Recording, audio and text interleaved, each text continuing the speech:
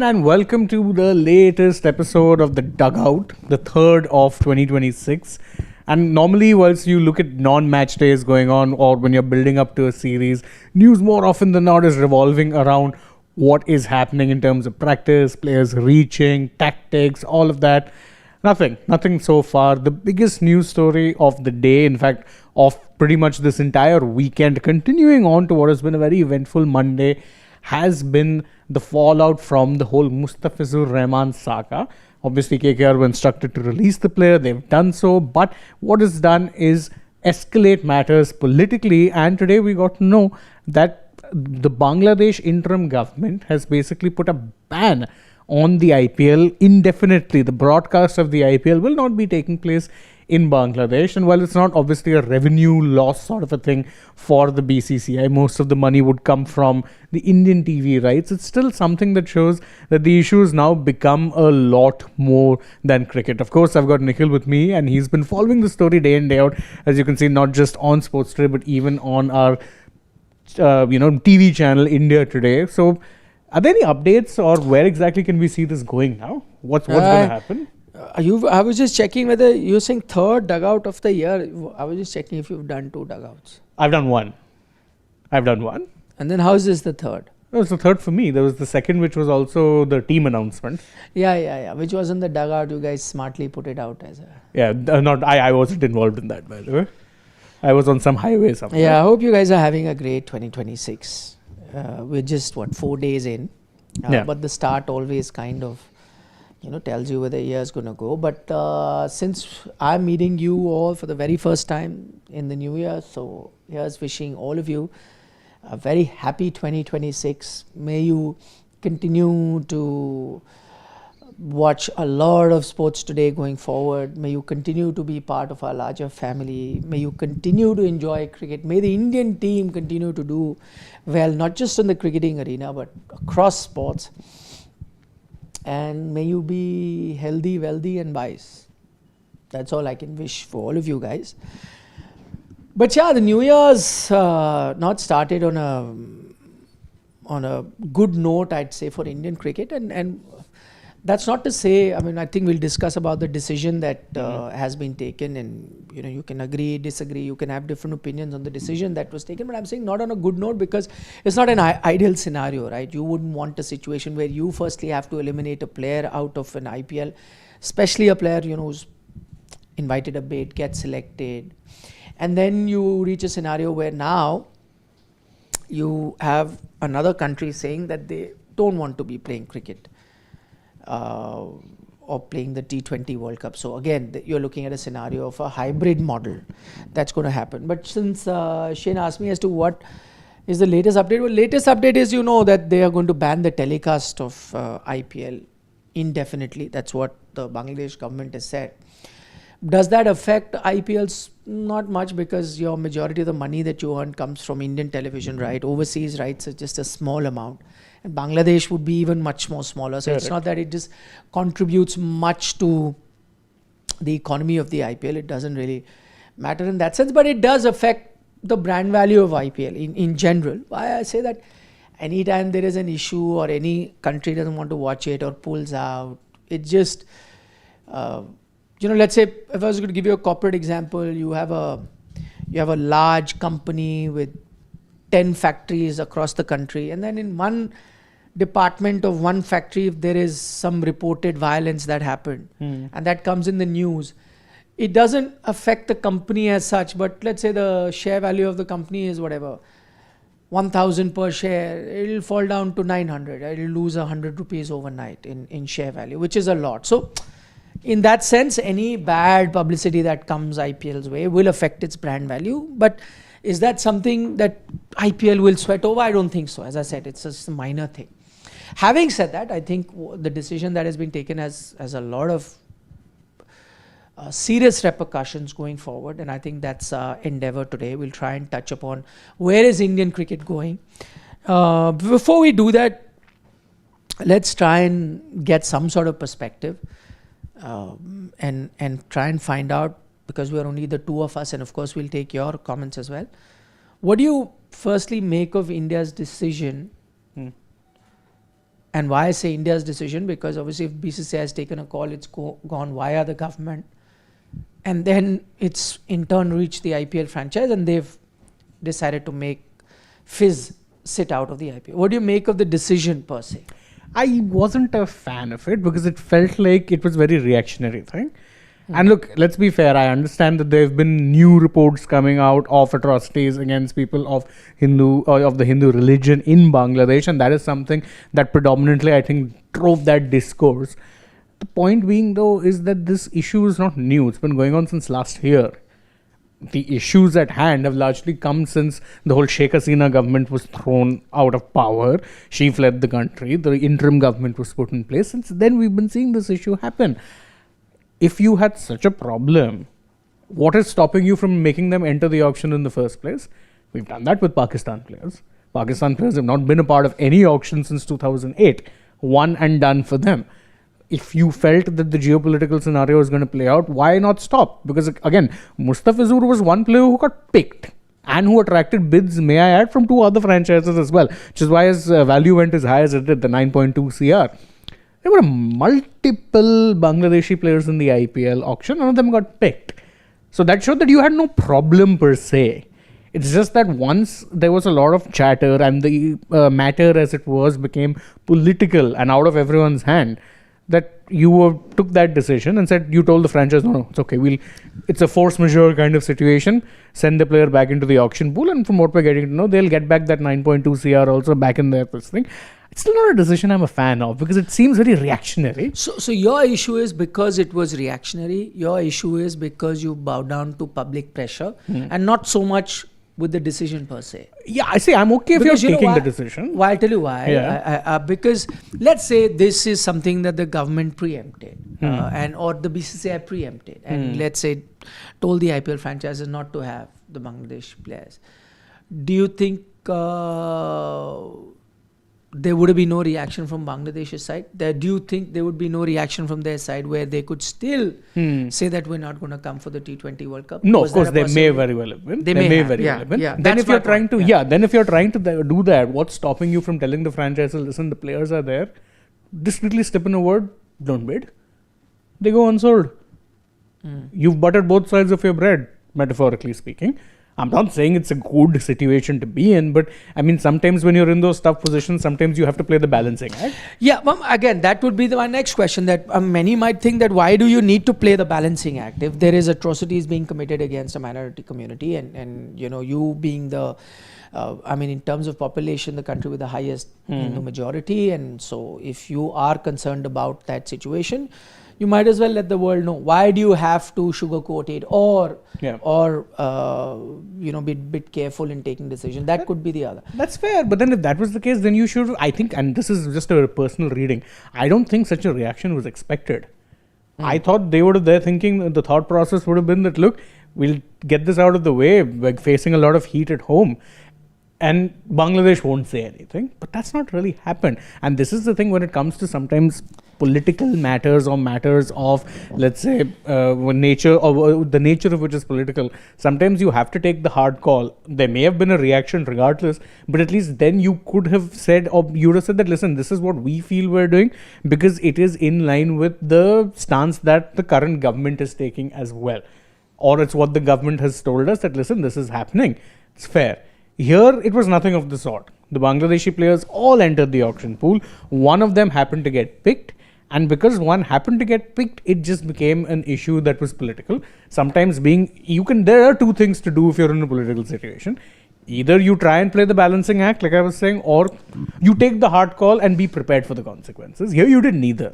You neither tried to play the balancing act, but you bowed down to the pressure regardless. You're not coming out of it looking very good. See, I agree with you on that front that sometime if you allow public to dictate, it does look like, what that does is now every time there is an issue, people will, flood social media or there'll be these statements made on television channels and then expect you to backpedal. And it's not always the right thing to do because then you open the floodgates, everyone will do it. And I'm not just restricting it to sports, across the board it will start happening. It's a possibility.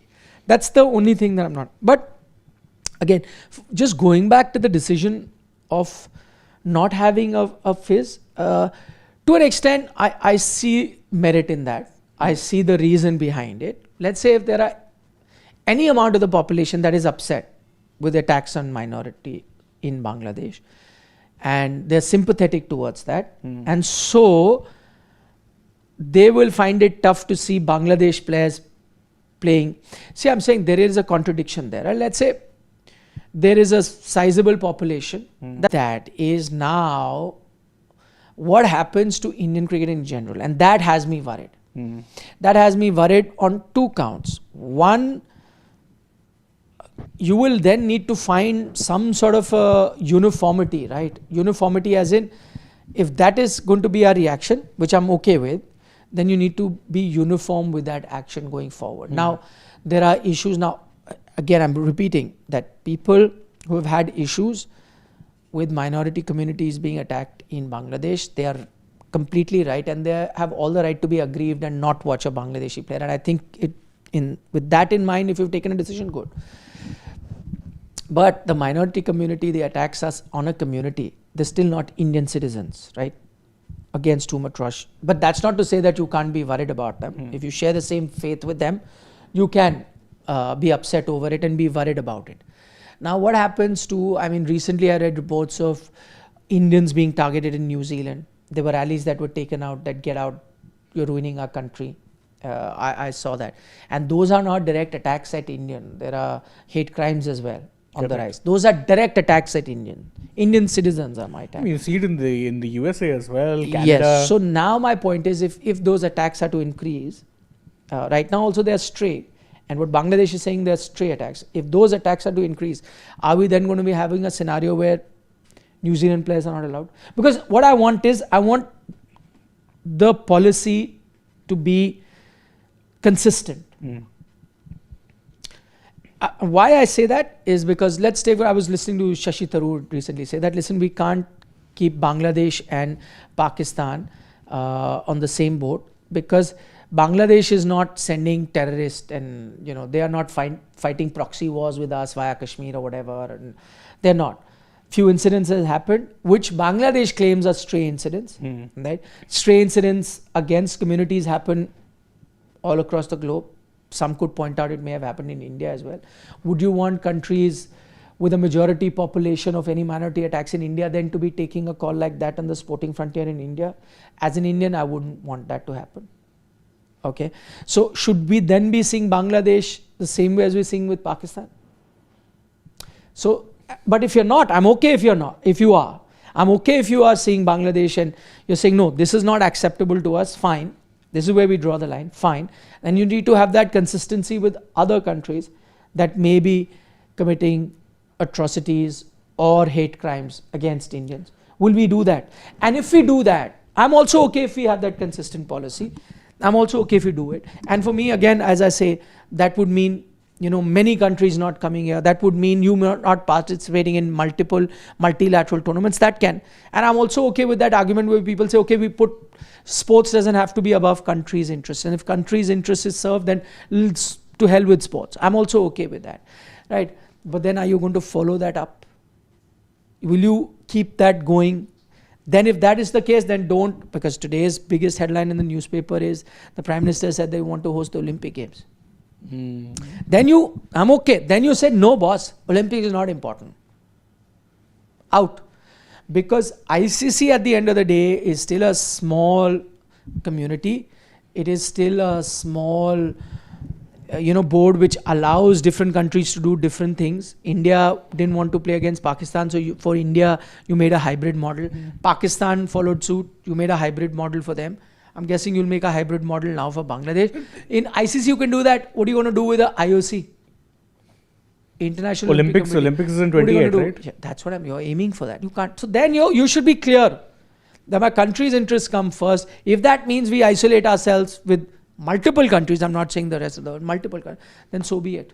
Then by that logic, you shouldn't have kept USA in the same T20 World Cup group as us, right? In America, you're having hate crimes against Indians. The current dispensation, dare I say, has been very anti-immigration, particularly targeting Indians. Then don't play the USA in the T20 World Cup. But can you do that? Are we going to reach that point now where we end up self-isolating? It's not 2020 and COVID is long gone. Do we need to do that? The counter argument to that could be that maybe we can't do it at an international stage. See, because then you risk yourself, you can't isolate yourself, right? You can't do it. But there's no harm doing it. And again, if I was to speak in favor of the decision that is taken by the BCCI government, you can say that, listen, we restricted it to the IPL, which is a domestic Indian competition. And that again needs to be looked at differently than international engagements.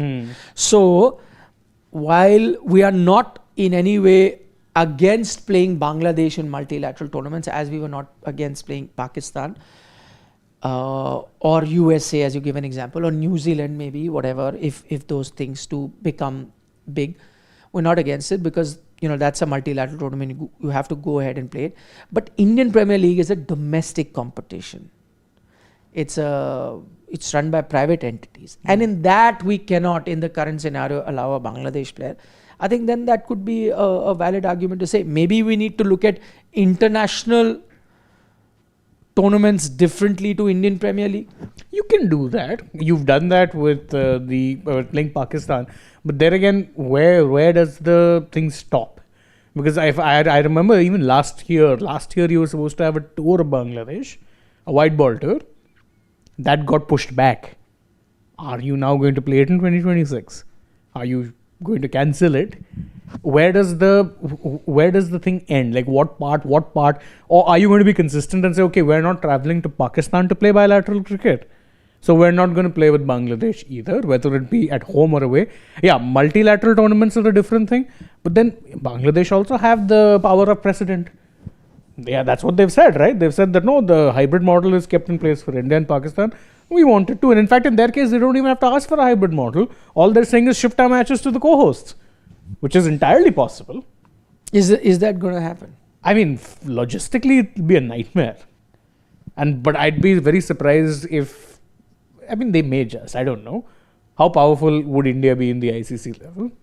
No, it's not a question of powerful. I don't think ICC can now get out of it. Exactly, because you've set the precedent yourself. You once set a precedent where you allowed firstly India to come up with this, and that's why I go back to that entire thing, and that's why I maintained when that entire India-Pakistan thing was happening. My point is, I said it at that time, some people agreed with me, some disagreed with me, but see, now you're seeing the replica. My point was, if it's a multilateral tournament, if it is happening, the ICC cannot make an exception for anyone, not even India. So if it was happening in Pakistan or it is happening wherever, you have to go and play those tournaments. If I'm okay, as an Indian, I'm okay if the government decides that we don't want to play Pakistan, and if it's happening in Pakistan, we'll skip this edition of the tournament, I'm fine with that then. I'm fine with that in mind, right? Then you skip that tournament saying that, okay, country comes first, I don't want to play that tournament. But you allowed India to do it. Now what you've done is you've opened the floodgates, and this is where the problem is, because then Pakistan followed suit.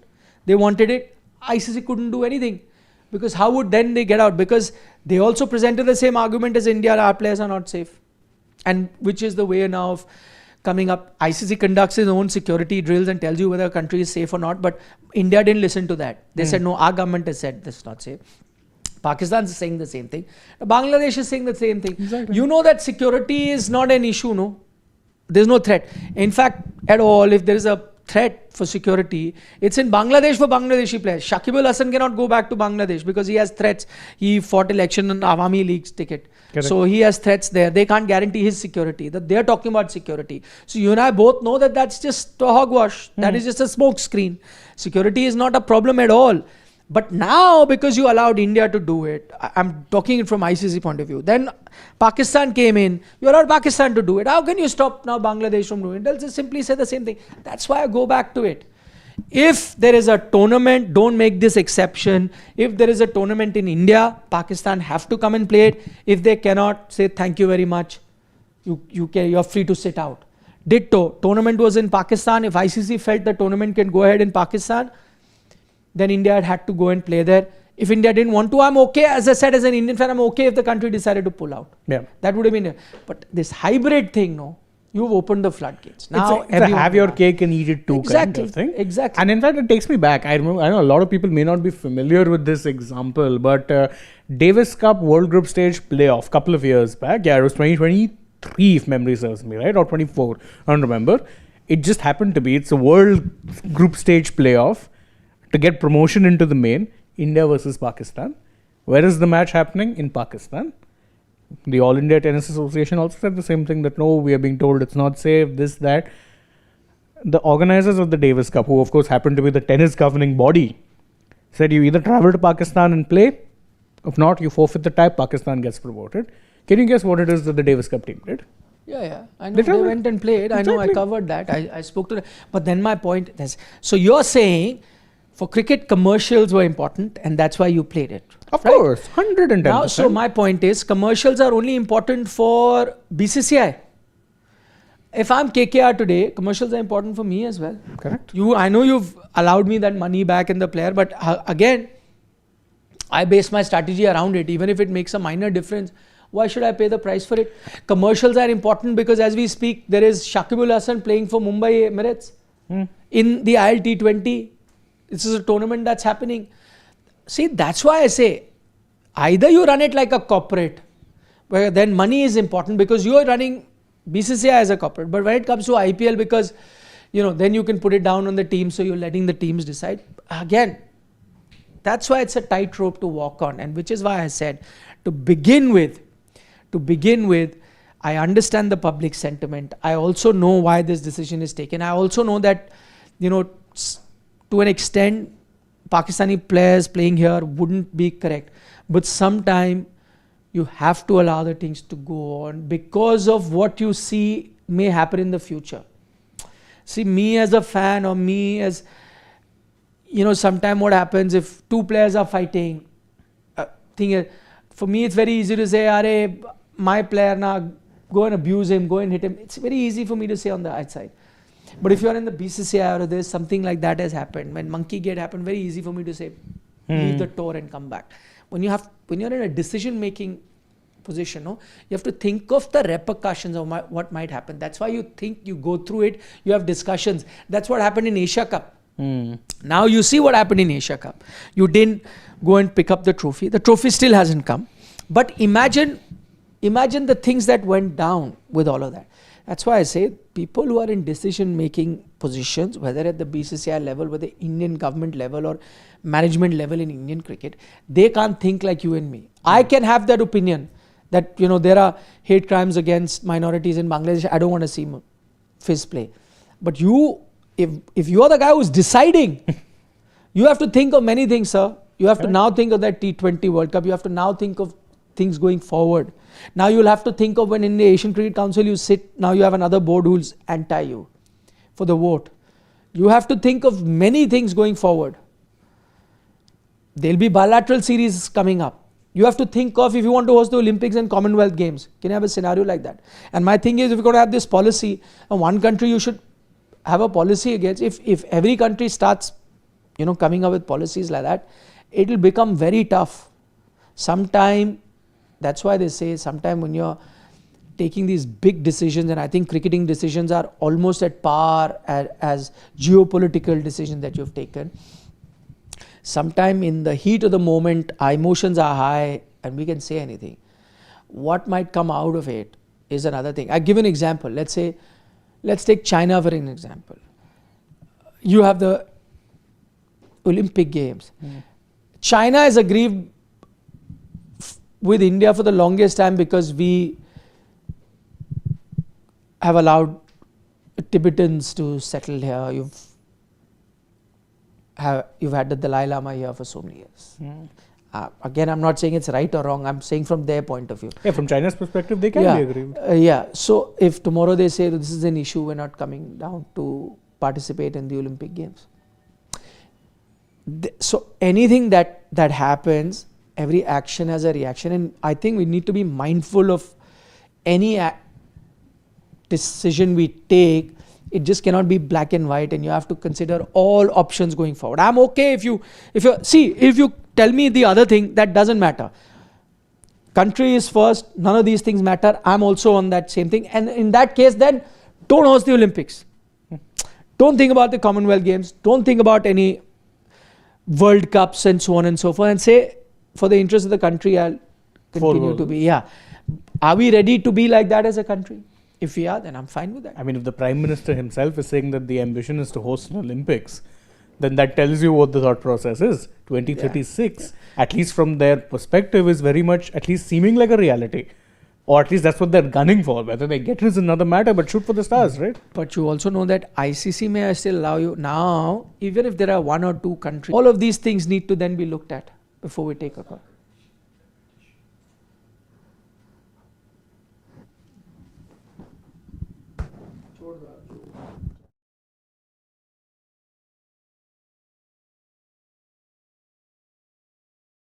Apologizing, guys. There's some issues with YouTube streaming. Yeah, so apologies if our connection dropped briefly. I believe it's back. One hope it stays that way. Yeah. So you were saying, basically become that country or don't Yeah. try and be that country. Yeah. But I mean, see, that's the thing. And you're talking about the China slide. I'll give you a bigger one, which is snowballed, which no one was expecting. A smaller example, the no handshake thing. We thought it was one and done. Yet, since then, the no handshakes thing have become a norm.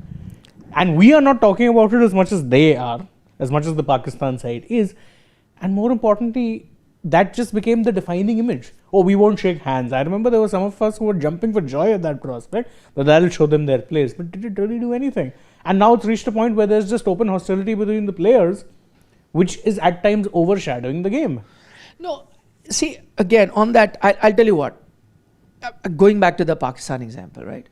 So you realize that you had to play cricket. See, there was public sentiment against that game as well. Yeah, I remember. A lot of people boycotted.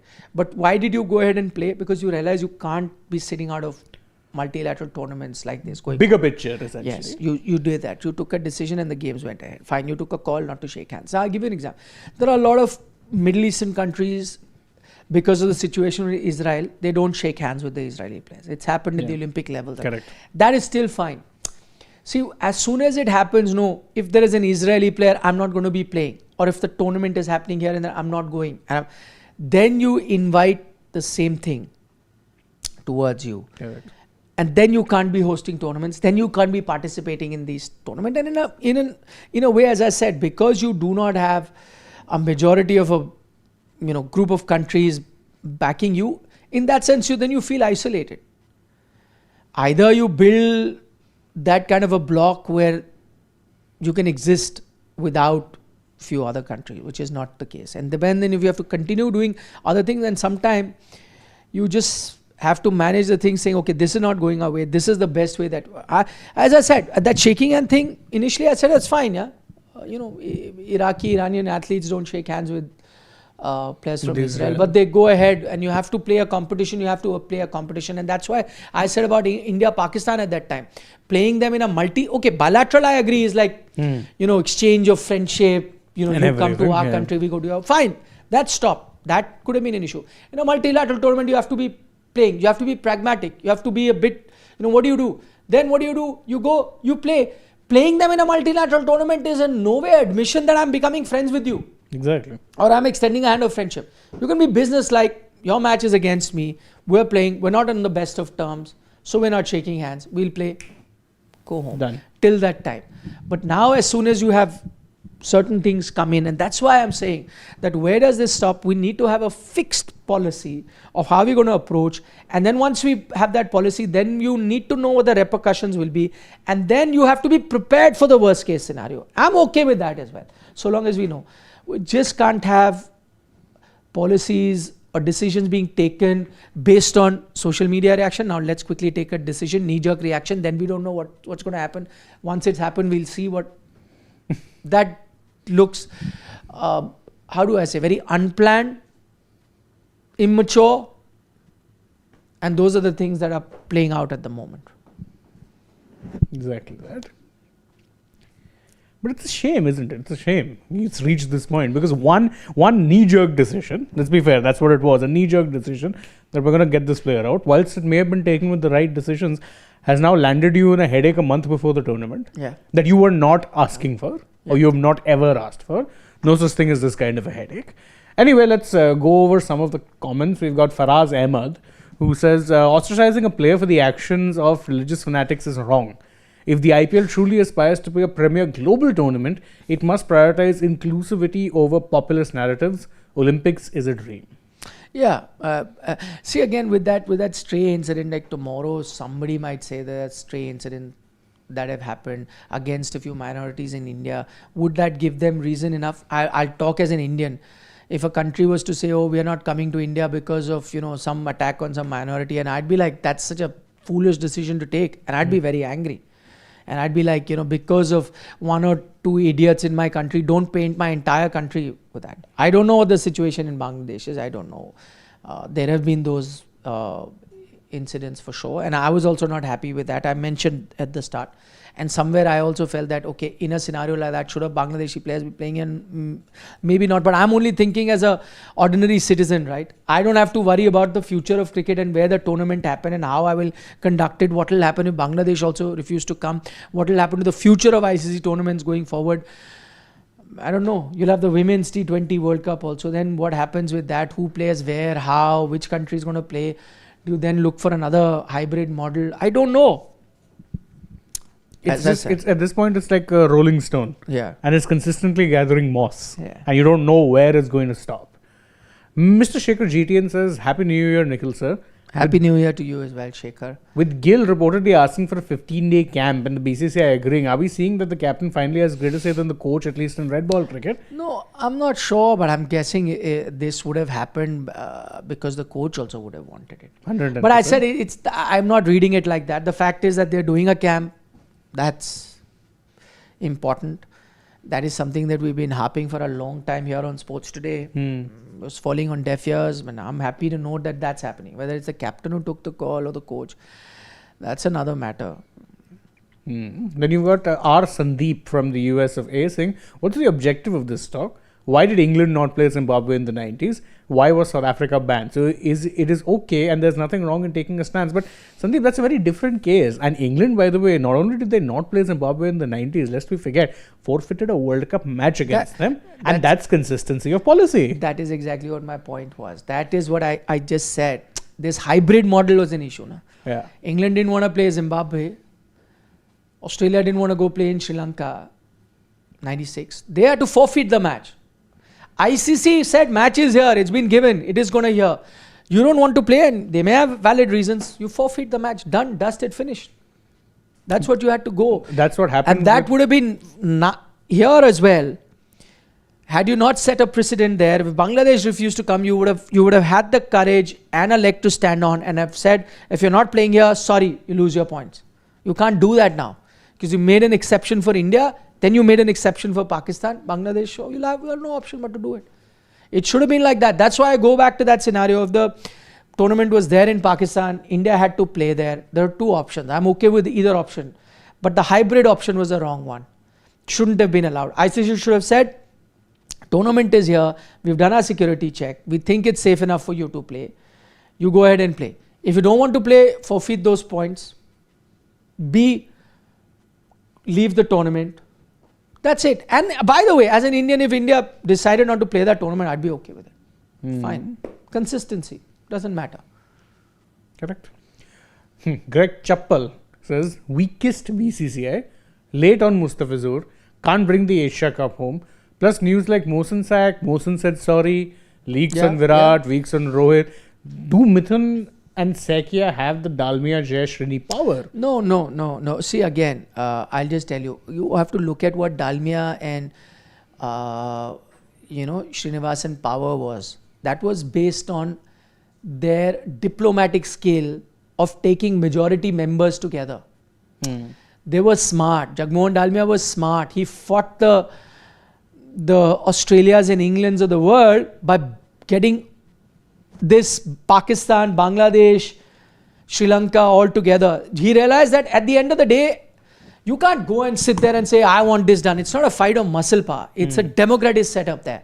Whoever votes in whoever's favor, you win. He realized that. And that is what he worked with. Sharp mind, he worked with that. Right now, we're trying to be all bombastic and say, we'll do this, we'll do that.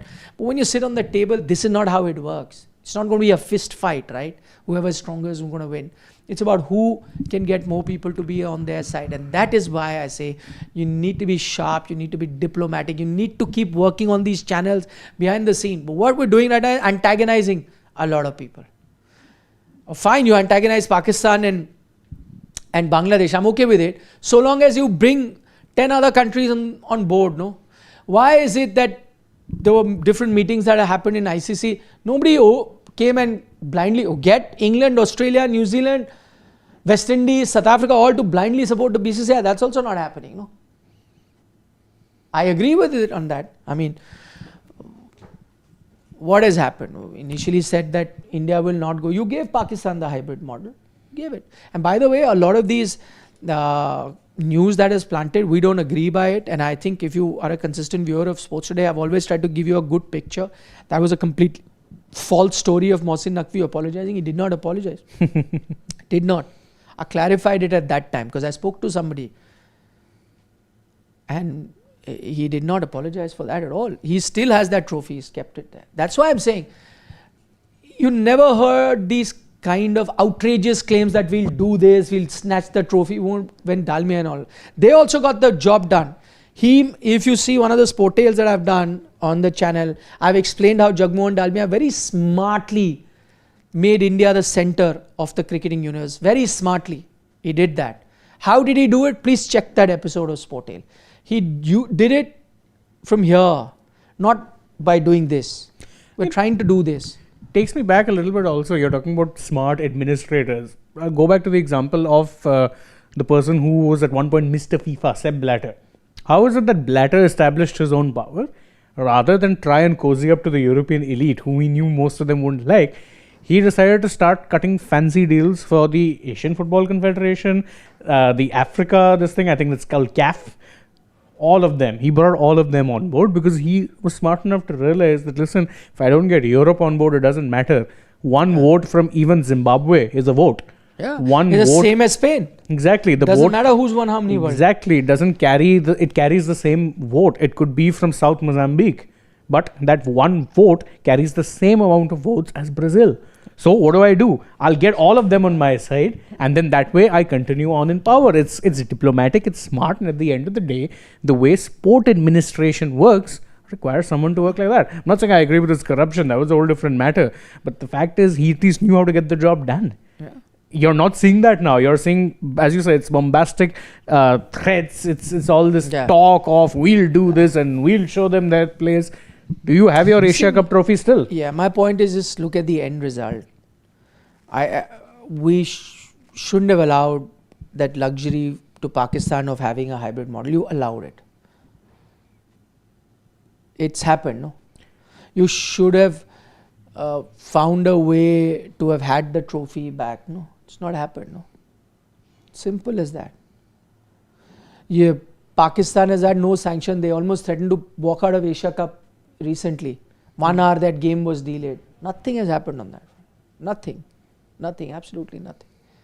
Correct. So we can sit in our houses, you can abuse us, send chat saying we are this, get a reality check. That's what my point is. I gave you an example. Russia was isolated because US mustered enough courage to have multiple countries, powerful countries with them. And they did it. Scroll up slightly. There's one comment which we missed. Yeah, see. Ajib Agarkar says, don't understand why make a decision on Mustafizur now. The IPL takes place after the T20 World Cup. Also, why not make a back deal with the player and get him to pull out? I mean, the back deal part, they didn't even try. They didn't go that route at all. Exactly. And this is what the thing which you were saying, Mr. Ajib Agarkar, is that you took a knee-jerk reaction basis some people on social media being unhappy. That's it. Yeah. That's all you'll say. You've got D. Mukherjee saying, at the peak of the Cold War, Russian players participated in the NHL, the National Hockey League. It is unfair on the team that they have to let a player go. And why blame the owner for it? Good question. Very good question. Also, the NHL thing, you have to remember in America, because the leagues are so centralized in terms of corporate, that there it very much is the corporates who call the shots. So whilst there may have been a Cold War going on, they could have said that no, these players are the best in their positions, so we'll let them play. Here, that also you're not doing. It's a privately owned league, but national interest must come first. That blaming the owner is the most bizarre thing ever. As if Shah Rukh personally called up, what's his name? Joy and, I'm forgetting that guy's name. who looks like the one who Venki Mysore. Venki Mysore and said, no, you have to pick Fizz. No, but again, the teams are going to do what is best for them. No, that's why I said it's capitalism versus being socialist. Now you expect these teams to be all patriotic and think like that. Doesn't work like that. See, we said it, if we're talking purely from it's a sporting like saying I run a perspective. company and 90% of Indian companies are getting raw materials from China and working in China is, one of our biggest detractors. They've been funding countries like Pakistan. Correct. And so waging a proxy war of the sorts in Operation Arunachal. Sindhu, now it's documented, entire intelligence was being given to Pakistan live by China. They were using their equipment. So now will any company who uses their goods, and I think 90% of them, their raw material, will they say, we'll stop it? No, for the country we won't do it. We'll shut our business. Nobody does that. Yeah, it's very easy to point fingers at others being patriotic. When it comes to your own thing, nobody does it. When it's your business, when it is your work that you have to do. Correct.